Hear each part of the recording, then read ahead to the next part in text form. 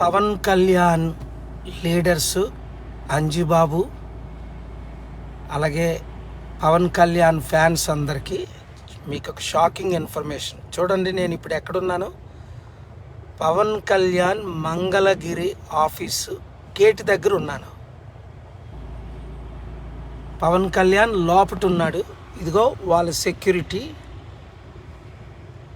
Information 15 నిమిషాలు అయింది. మీరందరూ 100 మంది అనేక సార్లు అన్నారు, పవన్ కళ్యాణ్ తమ్ముడికి మద్దతు ఇవ్వండి, ఒకసారి కలవండి, పవన్ కళ్యాణ్ని ముఖ్యమంత్రి అభ్యర్థి చేయండి, కాపులందరినీ ఐకమత్యం చేయండి బీసీలని.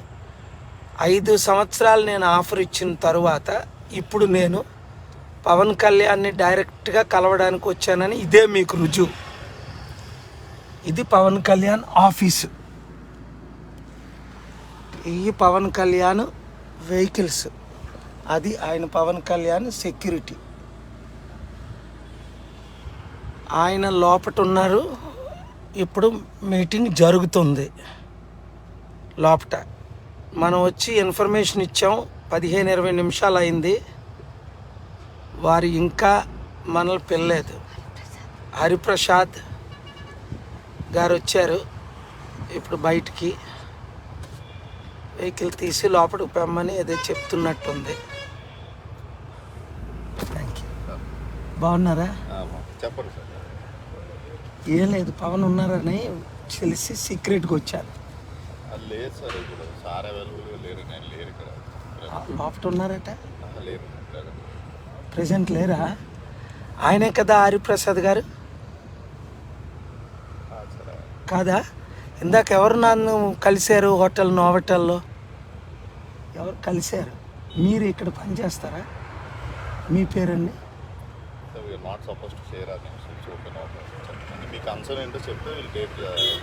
కన్సర్న్ ఏం కాదు, తమ్ముడు ఉంటే కలడానికి వచ్చాను.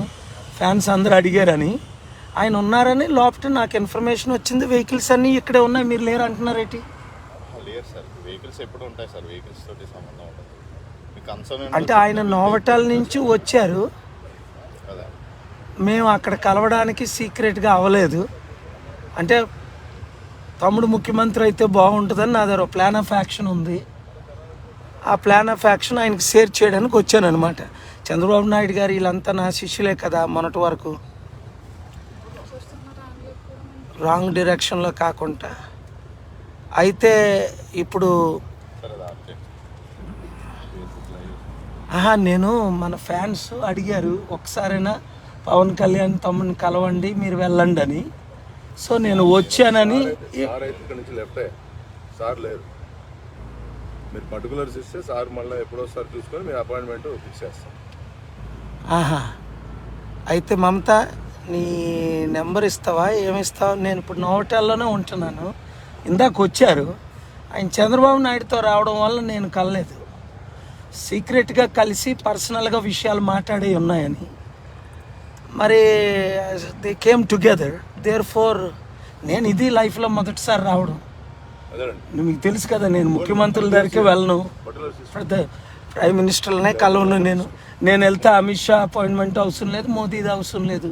మొన్న రేవంత్ రెడ్డి గారు కూడా వితౌట్ అపాయింట్మెంట్ కలిశారు.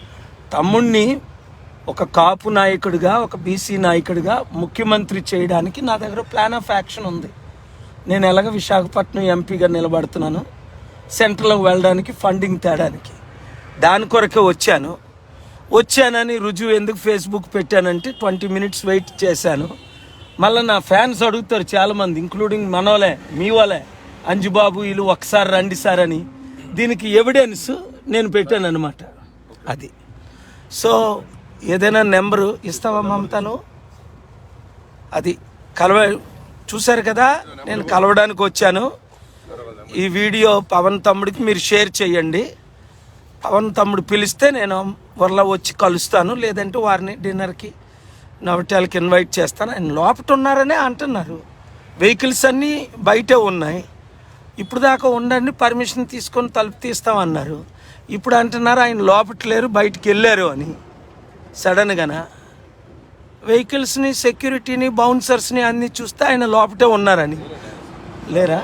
లేరు. ఓకే, వారి మాట నమ్ముదాం. మరి మీ పేరండి? శ్రీనివాస్ గారు చెప్పారు. థ్యాంక్ యూ వెరీ మచ్ అండి. నేను ఇక్కడే ఉంటున్నాను, నోవటెల్. నెంబర్ తీసుకున్నారా? మీ కొరకే. I don't need anything. నా బ్లెస్సింగ్స్ ఉంటే బాలయోగి లాంటి వాళ్ళు స్పీకర్లు అయ్యారు, ఎర్రంనాయుడు లాంటి సెంట్రల్ మినిస్టర్ అయ్యాడు. తమ్ముడు ప్రేమించి నేనంటే గొప్ప. 2007లో ఆయన అన్నాను, మీ హీరో ఎవరంటే కేఏ పాల్ అని ప్రెస్లో. సో 2008 ఫాదర్ చనిపోయినప్పుడు ఇంటికి వెళ్ళి 34 నిమిషాలు గడిపాను. మనల్ని దూరం చేయడానికి చాలామంది ప్రయత్నిస్తున్నారు తప్ప ఇంక నేనే డైరెక్ట్గా వచ్చిస్తే అది. Thank you.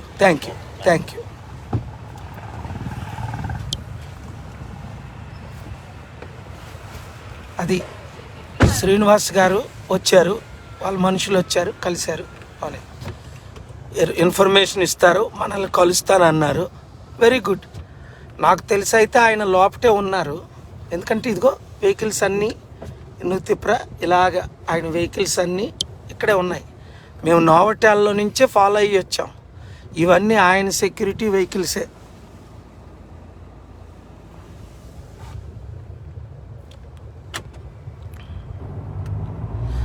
రాష్ట్రాన్ని బాగు చేయాలంటే కేవలం మన ద్వారా జరుగుతుంది.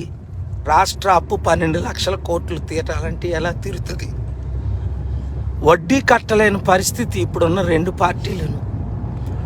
మీరందరూ ఏం చేయాలి?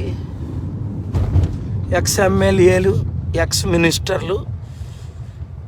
ఇప్పుడు పవన్ కళ్యాణ్కి 24-25 సీట్లు ఇస్తుంటే మిగతా 175 మంది, అంటే 175 ఎమ్మెల్యేలు, 25 ఎంపీలు కదా ఆంధ్రప్రదేశ్లో. మిగతా 200 మంది రండి, ప్రజాశాంతి పార్టీలో చేరండి. 7569441275 కాల్ చేసి అపాయింట్మెంట్ తీసుకొని మీరు నియోజకవర్గ ఇన్ఛార్జీలుగా ఉండండి. ప్రజాశాంతి పార్టీని గెలిపించుకోండి. ఒక మీటింగ్ పెట్టి 1 crore ఖర్చు పెడితే చారిటీలుగా, పొలిటికల్గా 28 లక్షలు ఎమ్మెల్యేలకి.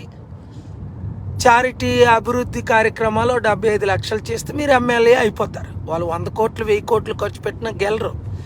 ఎందుకంటే ఒక కులం 3% మనం లేలుతుంది చంద్రబాబు నాయుడు గారు.